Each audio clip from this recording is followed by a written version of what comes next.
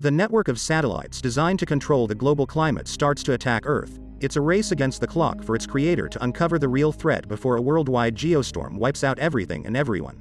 In the year 2019, global warming had become so bad, catastrophic weather was plaguing the world. The nations of the world came together to create a solution, a weather-controlling system nicknamed Dutch Boy. It deploys satellites around the world and succeeds in containing a potentially devastating hurricane over Shanghai and manages to keep climate stabilized all across the globe. Jake Lawson, the main architect for Dutch Boy, is brought to testify before a court. Senator Thomas Cross is particularly displeased that Jake went ahead and started Dutch Boy without his own approval. Jake fails to make a compelling argument for his case, choosing instead to just argue with the senators, justifying that Dutch Boy has proven to be a success. Jake's brother Max tries to shut him up but to no avail. After the meeting is adjourned, Max tells Jake that he has been chosen to take Jake's job, and he regrettably fires his brother. 3 years later, a team of soldiers moved through Afghanistan. They come across a village that appears to have been frozen over, covered in ice and snow. The soldiers find the villagers standing frozen in place. Up on the International Climate Space Station, an engineer, Mahmoud, gathers log data from the Afghanistan incident in secret. He moves through the station when the windows start to blow out, causing Mahmoud to get sucked out into space. President Andrew Palma is alerted to the incidents and he calls for a meeting among his cabinet. They determined that there must have been a glitch in one of the satellites over Afghanistan. Palma proposes to send one person up to the ICSS to fix the situation. Secretary of State Leonard Deckham talks to Max and suggests that he get Jake to go up there since he knows Dutch Boy better than anyone involved, but Max thinks it wouldn't help to ask Jake. Max drives up to Jake's home in Florida where he meets Jake's daughter Hannah.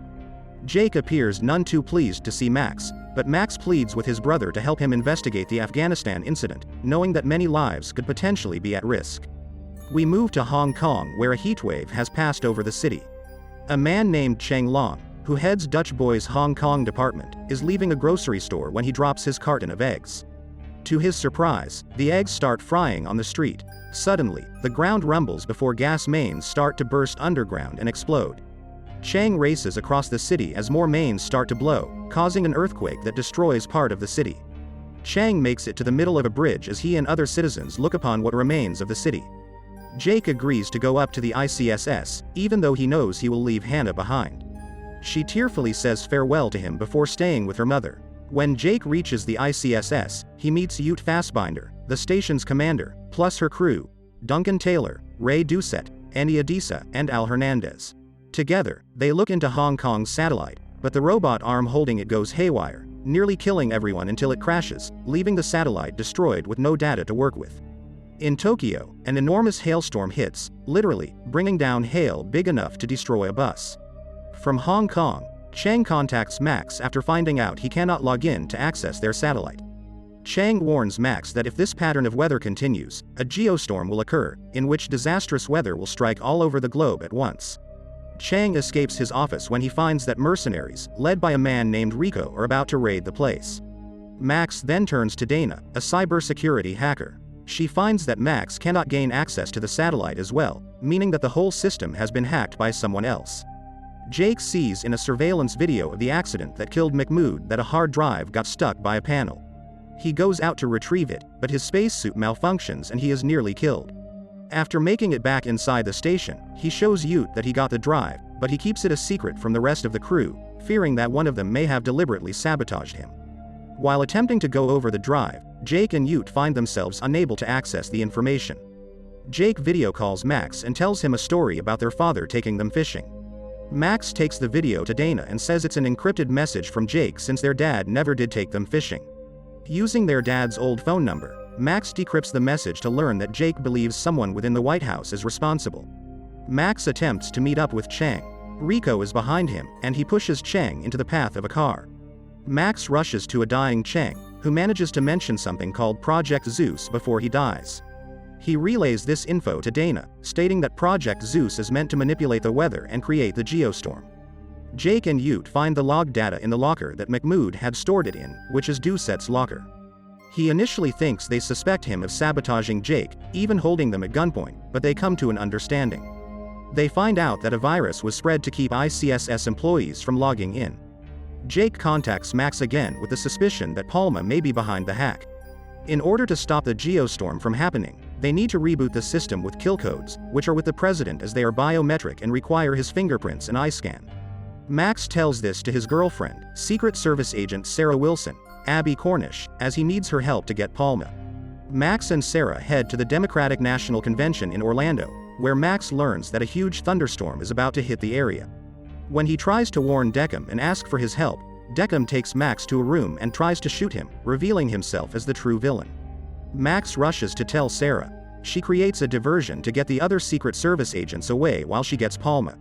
She and Max take him in a self-driving cab just as the storm hits. They get far away from the stadium as it is blown up by a massive lightning bolt. Sarah drives through the city evading Rico and his goons. They go under a bridge and manage to push Rico into the path of the storm, causing a bolt to hit his car and blow him up. Deckham is ahead in the road and uses one of his goons to try and kill Max, Sarah, and Palma with an RPG. The car blows up, but they are not inside. Max and Sarah incapacitate the goon and hold Deckham until the police arrive to arrest him. Before he is taken away, Deckham says his plan was to take out America's enemies and leave the United States in charge of the world, with him as president. The virus starts to completely take over the station, causing its self-destruct sequence to go off. The satellites then go out of control, causing devastating weather to hit parts of the world, including a tsunami in Dubai, a heatwave in Moscow, and tornadoes in Mumbai. People are frozen in their tracks, burned alive, or sucked up. The geostorm then counts down to less than 90 minutes. Jake soon learns that Duncan is responsible for spreading the virus. Jake goes to beat the crap out of him and learns he did it because he was offered more than what he was paid up there. Duncan accidentally hits the windows with bullets before Jake gets out, just as the window blows out and sucks Duncan into space. Max and Sarah get Palma to send the kill codes. Jake contacts Max and says the kill codes will only stop the geostorm but not the self-destruct sequence. Jake prepares to die despite Max trying to find a way to help. The brothers acknowledge their love for each other. Jake rushes to take the kill codes to the main computer, with Ute staying behind to help him. Once they do so, they manage to stop the geostorm, bringing all the crazy weather to a halt. As the station continues to crumble, Jake and Ute find a nearby pod. The station is obliterated, leaving everyone thinking Jake is dead. Hannah watches at home with her mother and starts crying. Max is then alerted to a video from a nearby shuttle that the pod is signaling for help. The shuttle, flown by Hernandez, stops to grab the pod, saving Jake and Ute. They are brought back to Earth, with Max and Hannah both feeling relieved. 6 months later, Jake gets his old job back working on a new Dutch boy system. He, Max, and Hannah are shown trying to fish since they never did as kids, but they decide it's too boring. We then hear Hannah's voiceover saying that while we cannot change the past, we can only hope to make the future better. Make sure to subscribe and turn on notification, so you can watch more videos like this. Thanks for watching.